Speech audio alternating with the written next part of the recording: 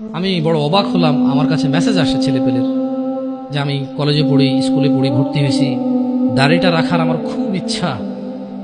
আমি, কেউ বলে হুজুরদের, কেউ বলে আলেমদের, কেউ বলে শেখদের, যে যার মতো করে বলতে পারে, বলে যে আমি ওয়াজ মাহফিল কিছু লেকচার শুনি, দাড়ি রাখার এত প্রবল ইচ্ছা আমার, এত শখ যে আমি দাড়ি কাটবো না।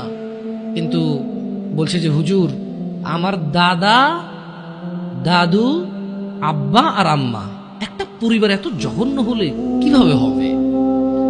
একজন দুজন না হয়, দাদা, বাপ, দাদা, দাদি, মা, মানে এগুলো কি?